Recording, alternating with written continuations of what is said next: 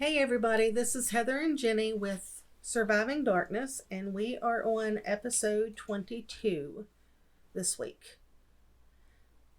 So, we're trying to decide what we wanted to talk about, and we talked about a topic recently that kind of triggered some things for both of us, and that's one thing that we just wanted to kind of bring up, that as we're doing this podcast and I guess you'd say kind of reliving some of this stuff, it's not easy. No. It triggers feelings and thoughts and everything else that we have kind of put in the back of our memory, and sometimes it does happen that things are triggered and memories are brought up that we didn't know about, and it makes it very hard to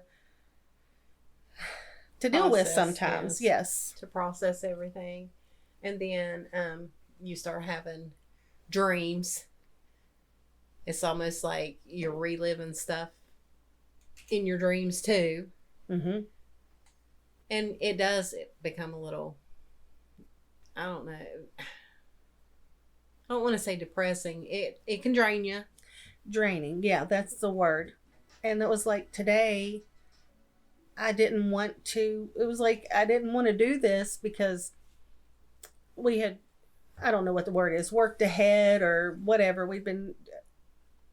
We had an episode, I guess, if you will, in the queue for future references if we need it. And in that one, you guys will see that, that one was actually pretty intense. Yeah, there were things that came out that we had forgotten about or hadn't talked about. And anyway, and so today, in my mind, it was like, yeah, we're going to do this. This is what we do. And it's, it has to be up and everything on Friday. But I have not wanted to do that this week.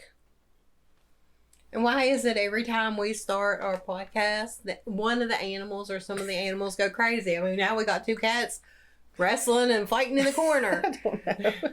Every single time we've either got a dog yipping at the door or we've got cats fighting in the corner every time.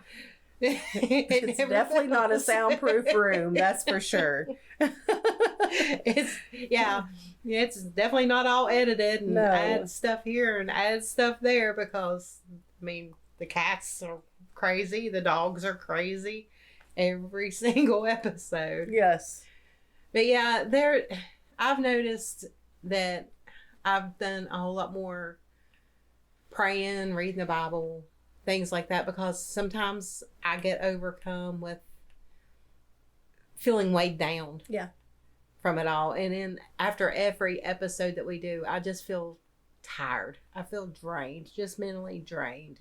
And sometimes, I don't know about you, but sometimes I'm like, maybe we should just go to once a month. You know what I mean? Like, and I don't want to do that. That's not what I'm saying. But at the same time, my mind, it makes it hard. Right. Especially when it's difficult topics that we're talking about, to touch on those every week. And some weeks are harder than others because of the topics that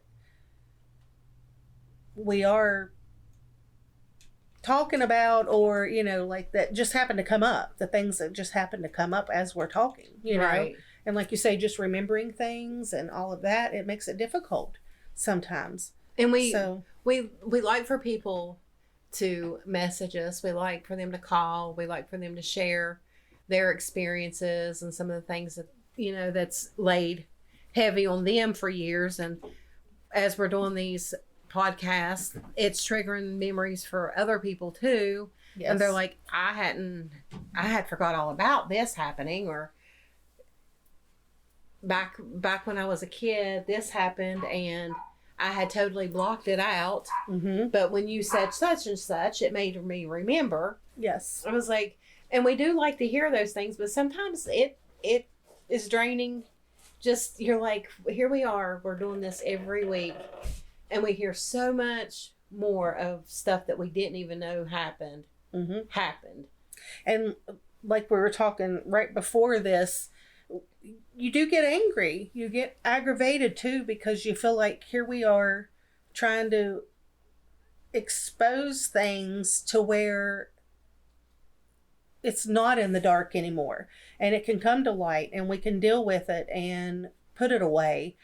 And you still hear about other people in the family still doing this, still doing that, still saying this, still saying that. Yes. It's like we're trying to break a cycle, but the cycle is continuing with other people. And it takes more than just you and I Yes. to break these cycles within the family. Yes. And it's like, just because your parents said it or did it does not mean that it's okay. You can't tear your kids down with your words and expect them to be productive citizens when they get to be adults. Yeah, exactly. Yes. And you can't expect to say stuff to them that's going to break down their self-confidence and everything else and expect them to be okay with it and to keep having a good open relationship with a parent if that parent just kicks in the crazy. Mm-hmm. Yeah. Yes. And we have to realize as individuals, we have our flaws. We have things that we do that are not right. And in order to correct what we're doing, you have to realize that sometimes when even the person that you think is doing so much wrong, maybe they actually know what they're talking about a little bit. And maybe whenever they say to you, I'm not going to be that way, just listen to them. Right. And change has to come with each of us individually in order for it to be a generational thing. We have to pay attention to what we're saying. We have to pay attention to the words that we're putting out there. And again, we're not saying we're perfect by any means. We have our flaws, we do things wrong, and I guarantee that there are people that absolutely are like, they should never handle that situation like that. And that's probably true in some sense, but we're trying, right. And we're trying to change things and not continue to treat our kids the way that we were treated, or just people in general. Or just change the behavior. If you see that behavior is hurting other people, change it. Everybody wants to say, oh, that's what I've learned. Behavior is learned, mm-hmm. but it can also be unlearned. Yeah, that's exactly right. And that everybody uses that as an excuse. Mm-hmm. Oh, this is what I've learned. This is what I've seen my whole life. That don't make it okay. What you learned can be unlearned. It can be changed. If you recognize it, change it. Mm-hmm. And like you said, neither one of us are perfect. And I sit back and I look at raising my kids. I was high strung. I was hateful. I was like a lot like our dad. I said, do it now. And there was no leeway. Right. It was, you're going to do it. And that's all there is to it. And I see now, looking back, that, I could have been a little bit more understanding. I could have been a little bit more open. But I also lived in fear that everything was going to go wrong. If it could go wrong, it was going to go wrong. Mm-hmm. If they could get hurt, they were going to get hurt. Mm-hmm. If I could see that it could possibly happen, it was going to happen. Right. So I've had to just think about stuff before I say it. Because before I didn't really care. I didn't care if I hurt people's feelings. I said what I thought at the time, and I didn't care. And now I do stop and I think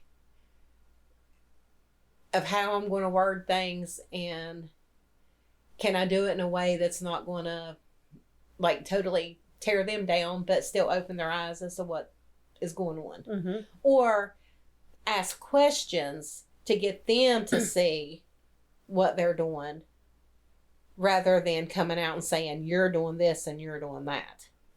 I think that also comes with wisdom Right. comes with age, they say, and you're old. So I'm just kidding. But, I think that also has a lot to do with it too, is we have gotten older, and realize that it doesn't have to be that certain way. You know what I mean? I'm going to change my behavior if I see yes. that it's what I'm doing is wrong quicker than what I'm going to change it if somebody comes at me hardcore. You're going to change this, and this is what you're doing, and that's what you're doing, because automatically you're going to go on the defensive. But if somebody says, hey, you think maybe you could have worded that a little different, or do you think maybe you came off a little harsh or something like that, I might accept that a little bit more than someone coming at me. So I've had to learn to sort of, do you think maybe you could have been a little softer with that? Right. Maybe they would have received it a little better rather than it coming to blows because of how you word things. Mm-hmm.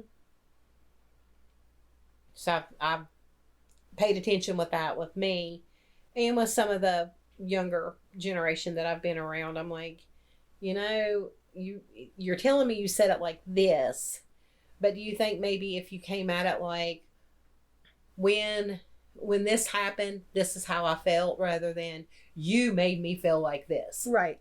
Mm-hmm. And a lot of a lot of arguments, a lot of family feuds can be diffused by just how you word what you're feeling.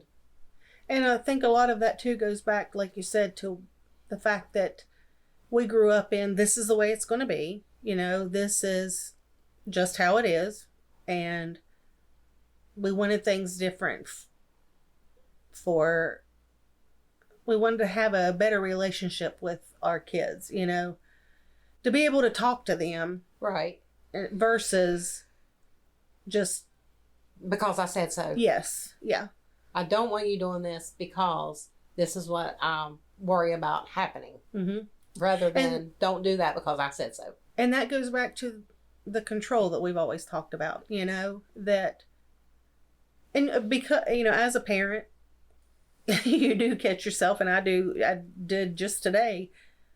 Well, why not? Because I said, but if you explain it to anybody, period, not just kids, just, hey, this is what I think, like, and this is why I said that or whatever, then it is a lot of times taking a lot easier and a lot better. Mm-hmm. But yeah, we were talking about, things that we've found out in the past few weeks too, that just conversations or people, other family members reaching out to us and saying, hey, I remembered this going on.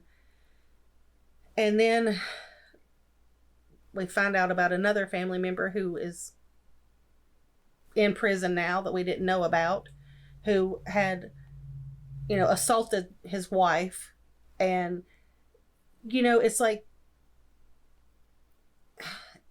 like we were saying in the beginning, it just makes you mad. It makes me so mad just to feel like, why?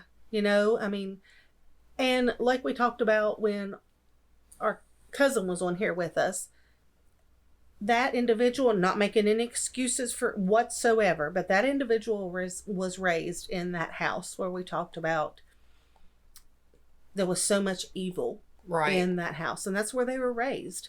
Right. And they didn't have guidance. No.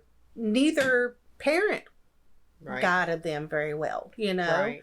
And so, I can't say much about the mom and the situation. I don't know a whole lot about her, right. But they weren't raised by their parents, and they were in that house with their grandmother, who was extremely evil, who caused a lot of issues with tons of people in the family, and a lot of things go back to her, and we've already said that, and it's hard. And when you're around that all the time, which we've talked about before, because we didn't realize how dysfunctional our home was until we were out. But it's weird how some people justify it or don't see anything wrong with it. It's their norm. Mm-hmm. And even being outside of those walls, they still don't see that that's not normal. Right. Mm-hmm. It's like, when does that switch click on? Yeah. That just because you were around it your whole life doesn't mean that it was right or that it's normal. Right. Mm-hmm. And that's they carry that on to their marriages, into raising their kids, and different stuff like that, because they really don't see where the bad is. No. And I still feel like, and I know you do too, which is why we talk about the generational curses and the things going on down through the generations. Whatever it is that has attached at whatever point in this family, there's still a lot of family members that are battling it, and they don't realize that that's what's going on. Right. Yeah.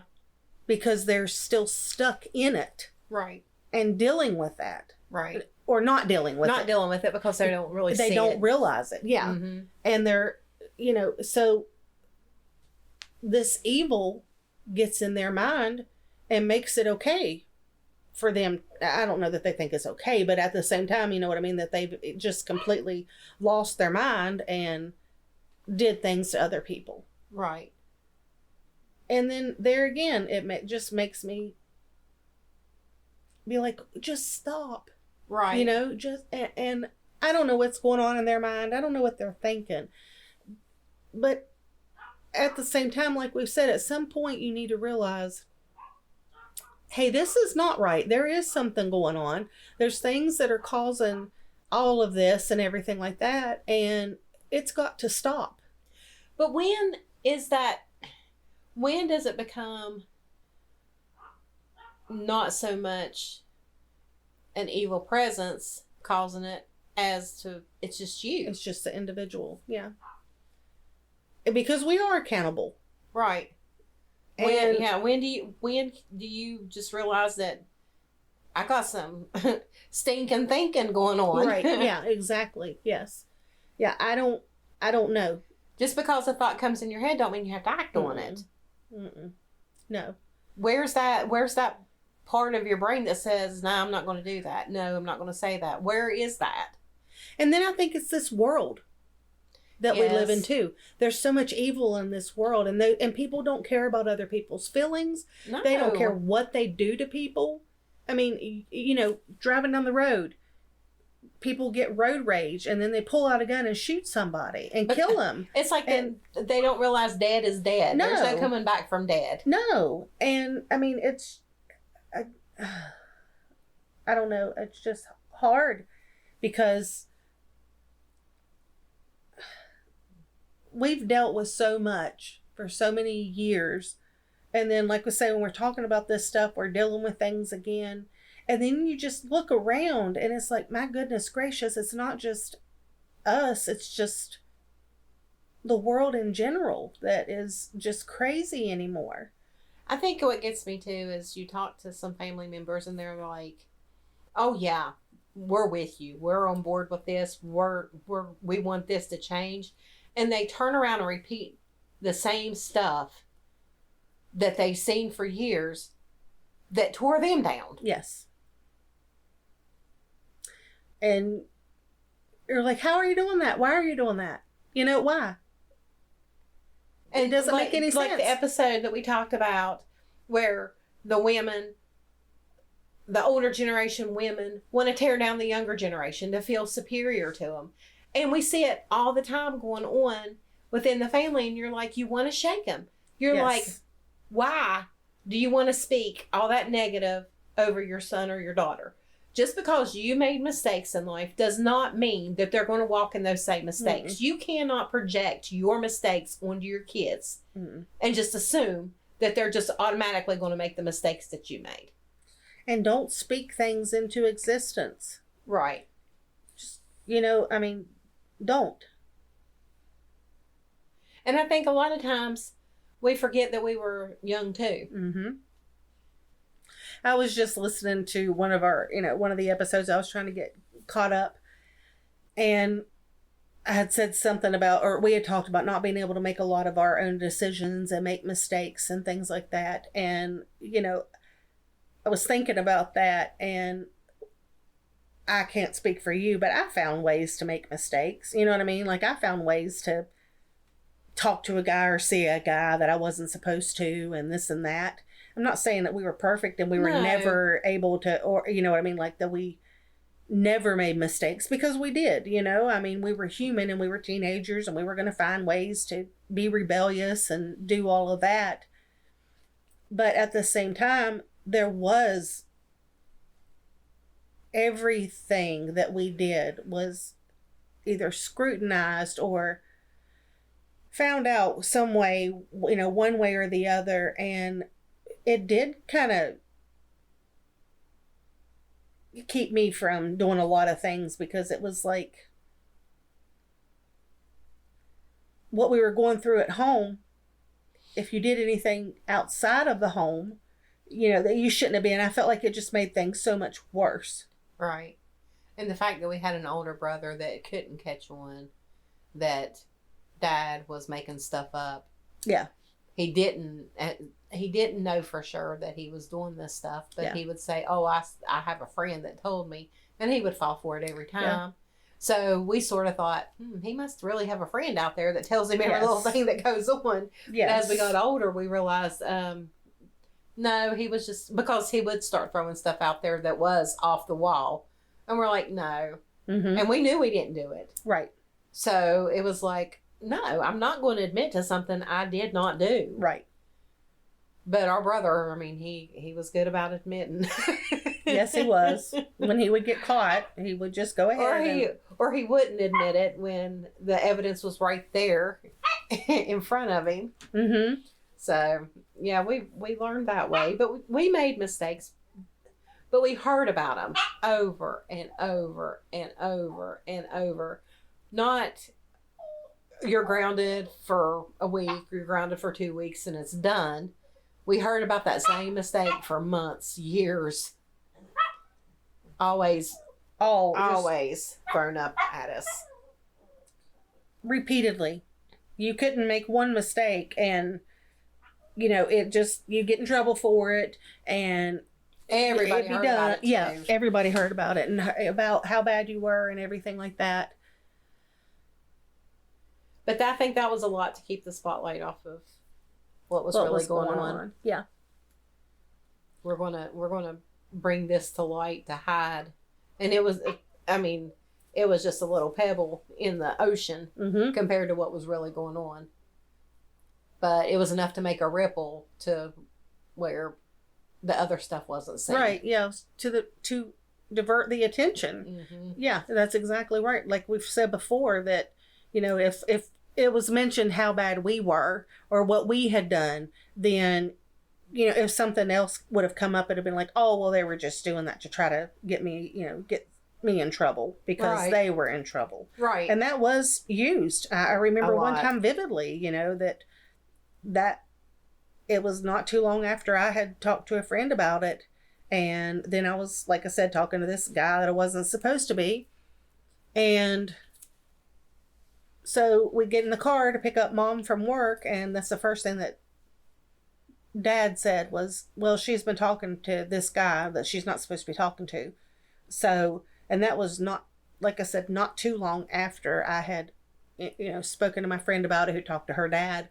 Right. And then he talked to our dad about it. So, yeah, exactly. In order to be able to make sure that I knew my place. And that he was safe. Yeah. Yeah. So to divert the attention from him onto a different situation. Yes. It was always a cover your hind end situation. So, kind of changing the subject, I guess this just kind of dawned on me too. It might be a little bit of the reason that I wasn't wanting to talk about things too. Today would have been very close cousin of mine's our birthday. Would have been her 45th birthday. And talking about the whole family and how we deal with things. And I want to say mental illness, but she battled addiction. She battled several things, but she battled depression a lot. Right. She really did. She didn't have an easy life. You know, lost her mom at 13 years old, and one of the last conversations she had with her was not a good conversation at all. Right. And she held on to that for years and years and years. And And there was no getting through to her that her mom was such a great person that she never thought twice about what was said. No. She did not take that to her grave. And it was it wasn't, she just wasn't the type that, I mean, if she lived past that the next day, it would have been like water under the bridge. Yes. It would have been no big deal at all. Mm-hmm. But the fact that that's the last thing that she was able to say to her, she let that eat her alive. That's what I was getting ready to say, is that she passed at 39, in February, before she would have turned 40 in June. And I feel like she kind of just gave up. She was sick. She had issues. She was a diabetic, but she didn't take care of herself a lot of times either. And she had other issues, a lot of health issues too. But because the fact that she had, told her mom, that basically that she hated her, and then her mom passed away that night, and she was never able to tell her she was sorry for that. She lived with that forever. So that did, like you say, it was in her mind all the time. And then there was a lot of things that she struggled with too, physically, mentally. And I feel like almost sometimes that she let the devil win with kind of giving up at the end.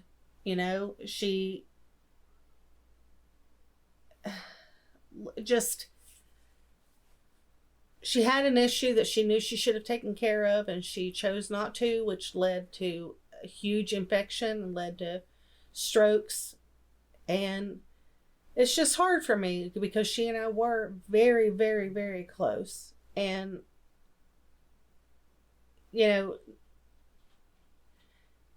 I don't know. Like I said, today, just thinking about her birth, like it being her birthday and that she's not here, and knowing that depression that our family deals with, a lot of people in our family deal with, is kind of what got a hold of her. And right. I feel like just made her give up.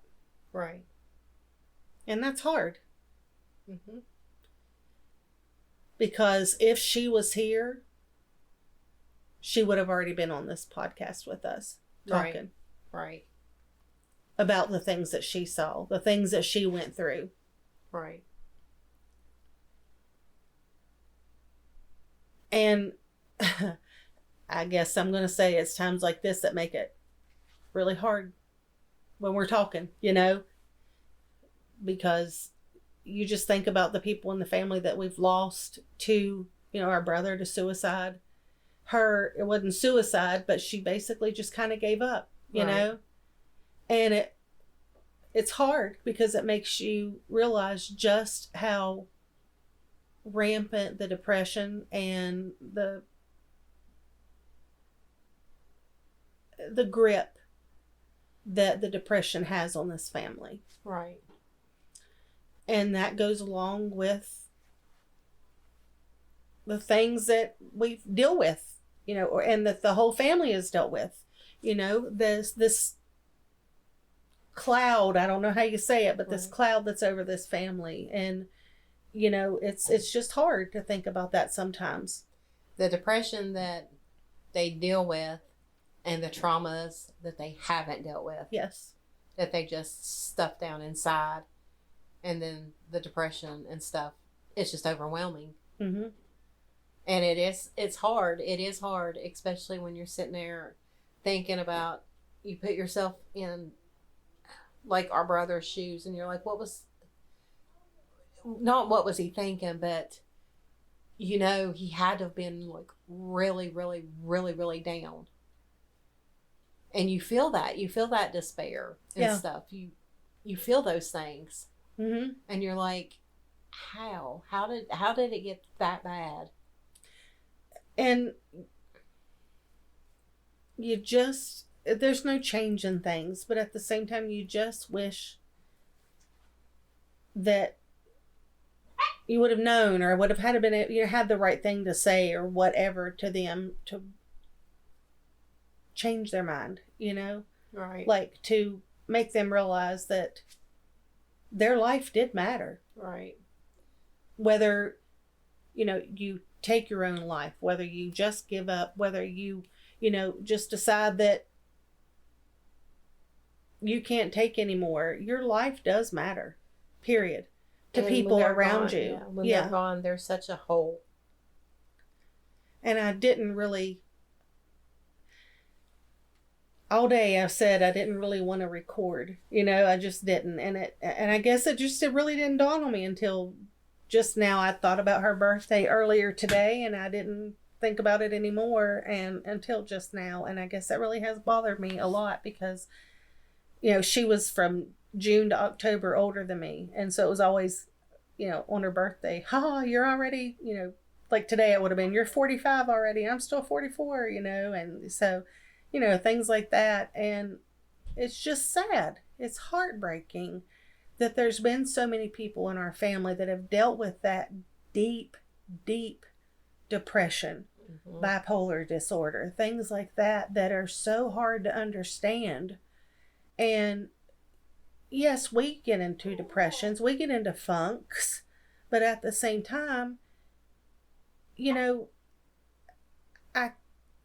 I can't say that I've ever wanted to just give up on life. At one point I didn't care, and that was like I've said before, when all this stuff was going on, I didn't care whether I was in a car wreck and got killed. It didn't matter to me. I just was tired of living in the hell that we went through every day. I was so tired of it, and I didn't care one way or the other. I really didn't. It didn't scare me to die.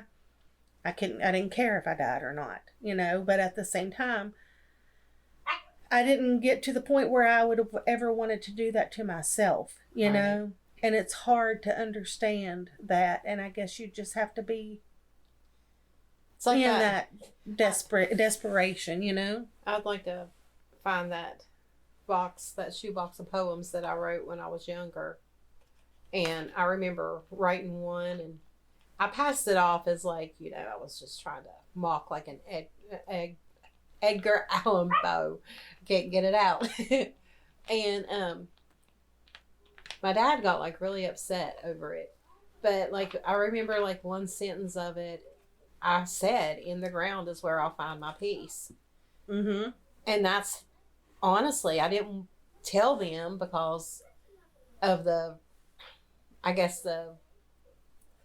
circumstances. Well, the criticism I would have got for saying that I felt that way. Yeah.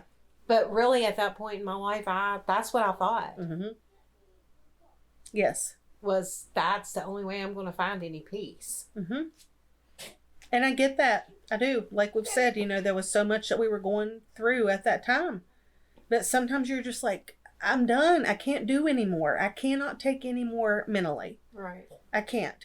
And so I guess I can see how people give up, or when you do have a lot of health issues, how you're just like, you know what, I'm just done. I'm tired of hurting every day. I'm tired of having this wrong. I'm tired of having this wrong. I never know what's going to happen. I can see giving up, and I can see how she got to that point, but it doesn't make it, I still get mad. Right. Because I feel like the devil won with that one. I do. Like he worked on her brain enough to where she was like, you know what? I can't do anymore. Right. I know I'm sick. I know I've got issues, but I'm just not even going to go to the doctor because I just don't care anymore. Mm-hmm. Yeah. Yeah. And it bothers me because when I got pregnant, it was a big surprise to everybody because I wasn't supposed to be able to have them. And you were old. And I was old. Yes. 39. I just figured I'd throw my old in. That's since right. You want to throw the olds in on me all the time. I was considered geriatric with my pregnancy. Yes, I was. But when I called her and told her, she just yelled and was just so happy. And I mean, this is somebody that I would just sit and talk to. She and I would just sit and talk for hours and hours and hours. We'd always done that.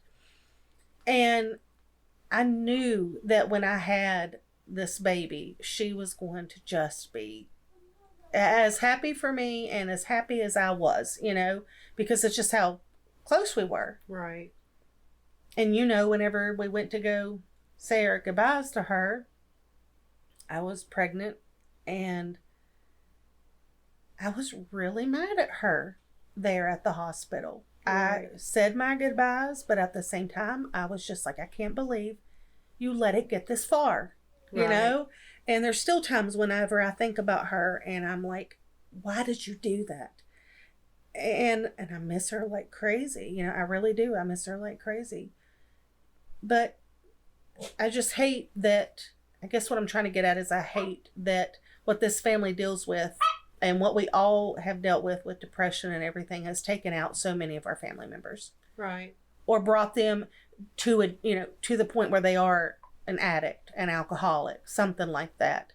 Because I do feel like the devil wins on those. You just want to shake them. You do. Yes, exactly. You do. Yes. You're just like, you just want to shake them because we all go through our spells. I mean, I can't say that here the last few months has been easy. Right. It's been very hard because my life has literally been turned upside down. Yeah. And there are days that I get in my funks. But I know that it's just a season. Yes.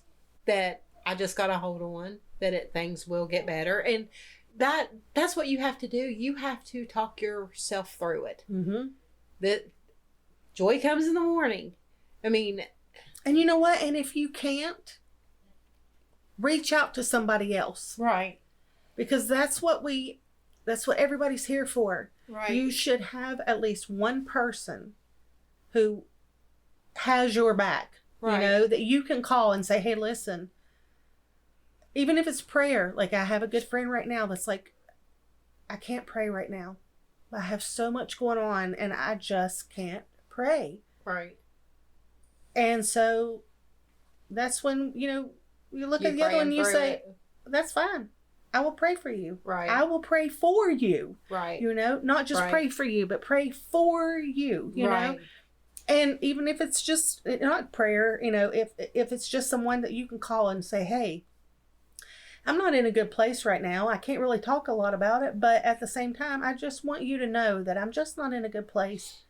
Just be there for me. Right. That's okay to reach out to somebody. And not wallow in it. No.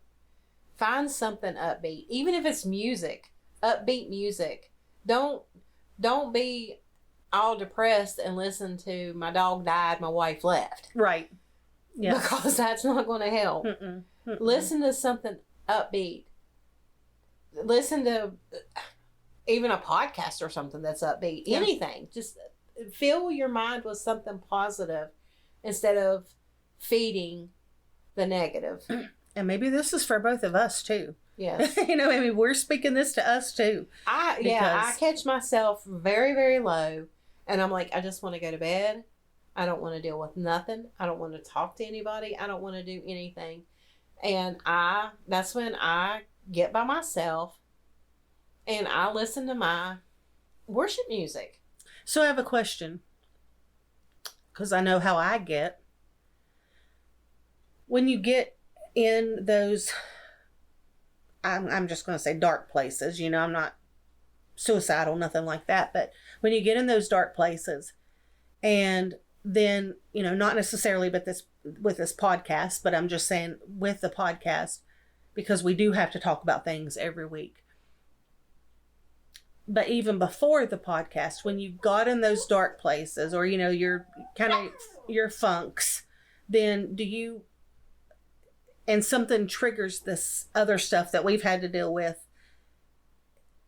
that I feel overwhelmed sometimes. Mm-hmm. Because I feel like not only am I dealing with the now, but the before too. And I know that that's how Satan works too. He works on our brain and works on our mind. But I feel like that's when I become really, really vulnerable. Mm-hmm. And I do start thinking about things. And I tend to start getting more nightmares and things, reliving. Do you do that same thing too? You know what I mean? Like, do you? Or does it just depend on, like, I guess it depends on the circumstances. When I get if we've talked about it, or when I get overwhelmed, I get angry. I want to go by myself, and I feel like I just get overcome with like anger. Yeah. So I have to recognize what's going on. Otherwise, I will take that out on other people. But that's when I go to God. I mean, that's my outlet. God, you know what I'm feeling right now. I'm angry. I'm overwhelmed. I'm angry. I'm just angry. and I have to let him know that and sift through why I'm feeling that way. And a lot of times it is just a demonic attack. Yeah. Mm-hmm. And it's from all kinds of different angles. And I feel weighed down. Mm-hmm. And I'm like, and I don't like to feel like that. I don't feel like, I'd like to feel like I'm being controlled by something negative. And that's why I guess I feel angry. Because we were controlled by something negative for so long. That's how I deal with it. I feel angry. I feel like I need to fight. Mm-hmm. I get that. You know, we're just going to fight. Mm-hmm. And because we had to fight through. Yeah. To get where we are now. There was no flight. That wasn't an option. No, it was not. No. So even now when I'm overwhelmed with stuff, I don't see an out for it. Yeah. Other than to fight through it. Right. And my way of fighting through it is setting the atmosphere in a more positive way. And for me, that is praise and worship music. I was getting ready to say mine is music too. Yeah. Talking to God, being like, I mean, he already knows what I'm feeling anyway. Yeah. So God, I'm mad. And even in our desperation, all we have to do is call on him. You know, and I know this, and it's still hard sometimes to just say, God, I don't know what to say. I don't know what to pray right now. And sometimes I'm sure it's the enemy too. But I feel like I don't want to burden other people by saying, you know, I'm feeling really down right now. I'm frustrated. I don't know which way to turn. It's like I go to the doctor. They don't give me any answers. I don't know what to do as far as my job. And that's how I felt. I felt like it was a constant battle with that. Like I knew I wasn't going to be able to go back and do that work. But at the same time, I didn't want to give up. Right. And just coming to the realization that I'm done. I have to be done. Mm-hmm. And it was overwhelming. And I felt just the pressure of, tell me, am I done? Just tell me. Right. Just to quit beating around the bush and tell me I'm done. Changing the subject. I'm sorry. Squirrel. I know. You know how I am. But I was thinking about back to one of the other episodes that we were talking about when we had our cousin here. And I think because we were talking about, you know, death and this and that, and you all had talked about, or you had said that basically like the bad had to die out in order for the new to come around. Mm-hmm. And it's sad because I'm not wishing death on anybody. I don't mean that by any means. But at the same time, sometimes it's like, I just wish they were all gone. You know? Like it was all gone. Right. You know? Because then we would have hope that there, you know what I mean? And we have hope because we still have a lot of us that are like, no, this is not going to continue. That's what I was going to say. If there's not a change made, then them dying out, it's still just going to keep carrying on. Yes. Mm-hmm. So I guess what I'm saying is we're getting the opportunity to start making those changes before all of that dies out. Right. Or before they die out. But like I said, I mean, Moses in the wilderness, the ones that kept being rebellious, they all had to be gone before they could go into the promised land. Right. Yes. But there was preparation for the promised land by those people. Mm-hmm. There was so much preparation, 40 years of wandering. So I feel like right now we're preparing. We're doing the preparation in order for the change to come. Right. So, yeah. And if you cut things off too soon, everything's going to die. Yeah, and that's true. Because if it's not meant to go away yet, then then it's still going to continue, like you said. Yeah, it will. Yes. And it's just, I just want things to be done. You know what I mean? Right. I just wish our family could have a clean slate, start all over, fresh, none of this stuff. We didn't have to worry about any of this stuff. We didn't have any of the trauma in our head. We didn't have PTSD from all the stuff that we've gone through. And just start new. But that is not our purpose. But what we're doing now allows the healing. Our kids, grandkids, to start new. Because they don't have...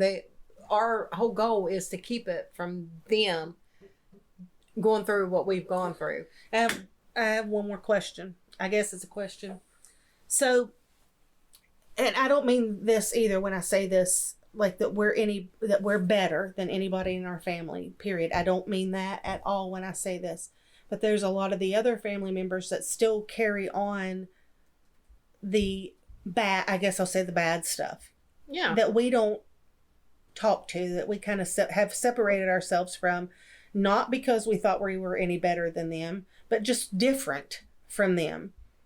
So, do you feel like maybe God allowed that to happen? Like that he moved people out of our lives so we could, and he always does, so we can have. But how I see it is, we saw the things that were not normal. We saw the ugly. And we didn't want to be a part of it. So if they want to continue in the ugly, then it's our choice not to be around it. We can't. I don't want to say that it's like a choice. We just choose, hey, we don't want to be around you. We don't have anything in common with that. That's what I'm saying. Yeah, and that's what I mean. Yeah, it's not that we have, like I said, that we're not like, oh, well, we're better than you. We don't act like that. It's not like that. We just don't. We're just not that way. Our mindset isn't on where we're going to go party this weekend. No. Because we don't.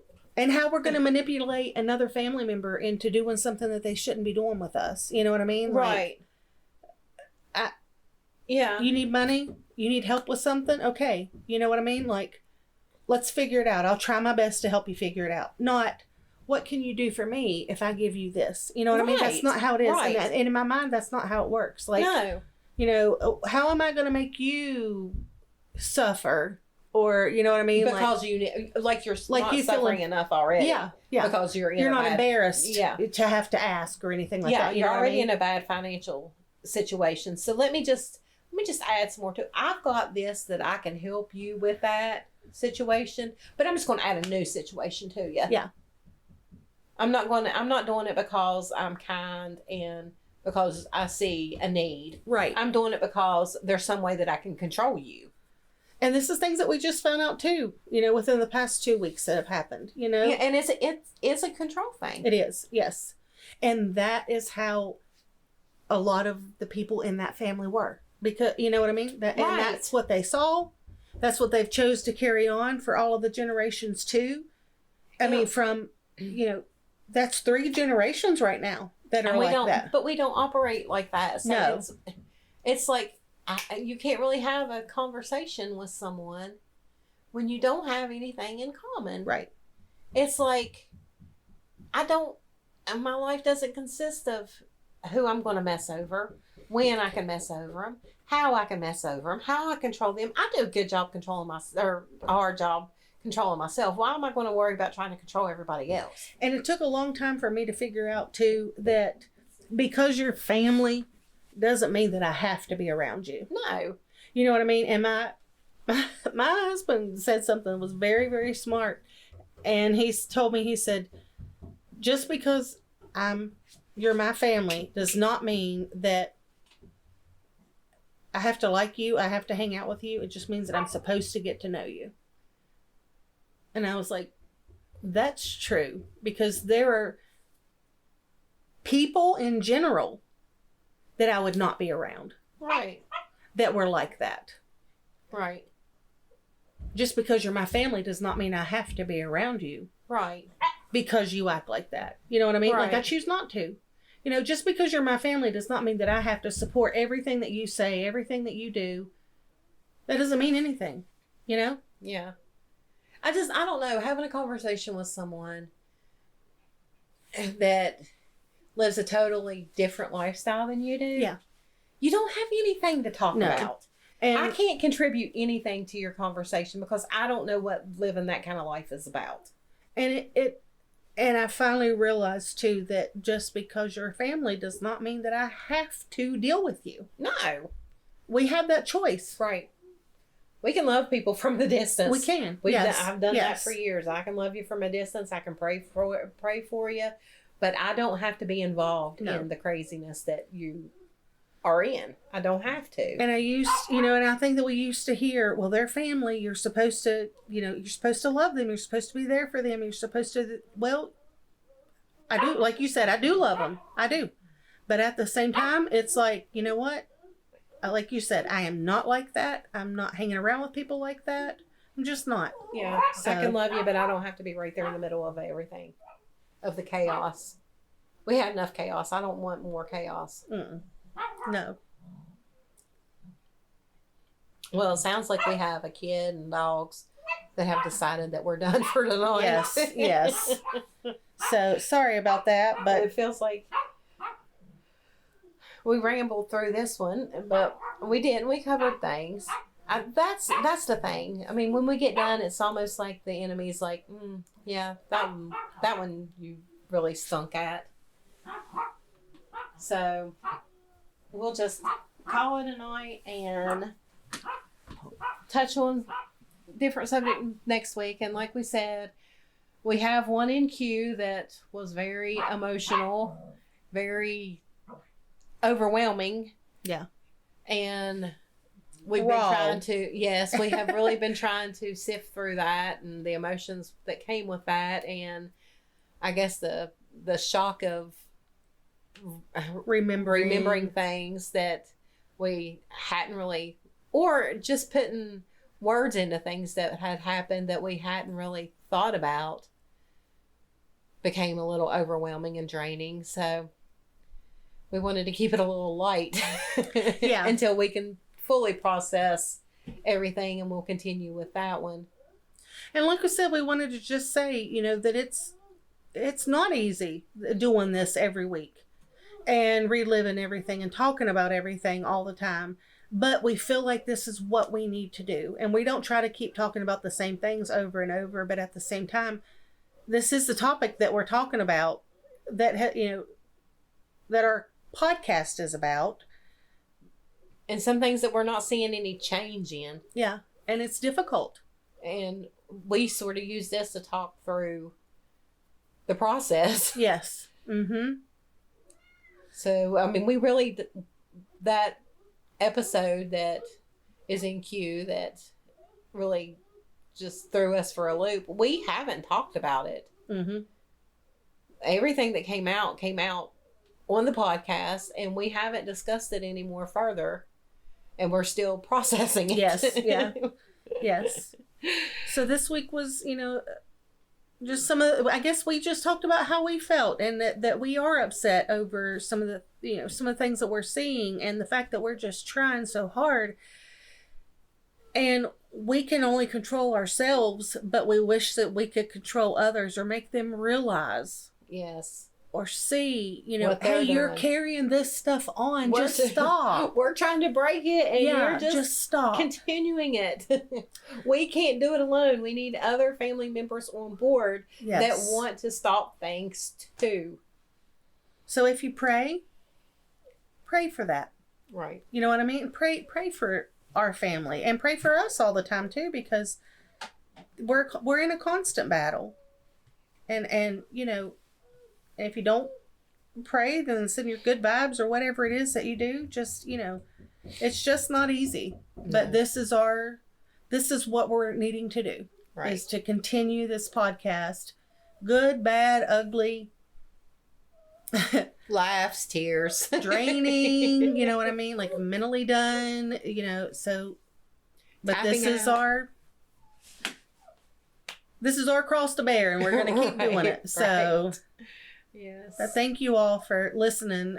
Always, we appreciate it very much. And of course, we say this every time, but you can find us on our website, which is www.survivingdarknesspodcast.com, and then you can go on there and find all of our platforms to watch or be able to email us.